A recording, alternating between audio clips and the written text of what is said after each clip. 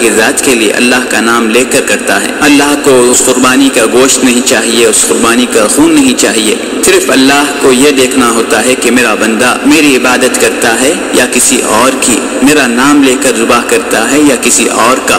یہیں پر دوزخ اور جنت کی بات آتی ہے۔ یہی دو باتیں، دو راستے ہیں، اللہ کا نام لے کر کرنا، اللہ کے لیے کرنا، غیر اللہ کا نام لے کر کرنا، غیر اللہ کے لیے اس کی نیت سے کرنا۔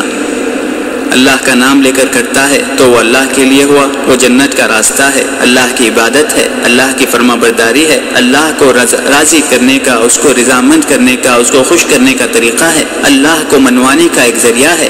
اور یہی چیز غیر اللہ کے نام پر کرتا ہے، غیر اللہ کی نیت سے کرتا ہے، فلاں قبر یا فلاں بت یا فلاں جن کے لیے کرتا ہے تو اس نے اللہ کے لیے نہیں کیا، وہ غیر اللہ کے لیے کیا ہے، لہٰذا یہ شرک ہے۔ جو کام اللہ کی ذات کے لیے ہونا چاہیے تھا، یعنی اللہ کے نام کے ساتھ ہونا چاہیے تھا، وہ غیر اللہ کے نام کے لیے ہو گیا ہے، اس لیے یہ شرک ہو گیا۔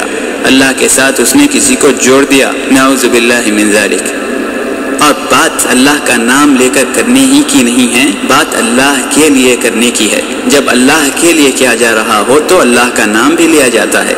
اور انسان کسی بت یا کسی جن کے لیے کرے اور نام بسم اللہ اللہ اکبر اللہ کا نام لے کر کرے تو وہ تب بھی اس بت یا اس جن کے لیے ہی ہوا، اللہ کے لیے نہیں ہوا۔ وہ کیوں نام لینا کافی نہیں ہوتا، نیت دیکھی جاتی ہے کہ کس کے لیے کیا جا رہا ہے۔ یہی دو باتیں توحید اور شرک ہے۔ توحید جنت کا راستہ ہے، شرک جہنم کی راہ ہے۔ ایک شخص مکھی بھینٹ کر کر سمجھتا ہے کہ میں نے مکھی معمولی سی چیز بھینٹ کر دی ہے، اس میں کیا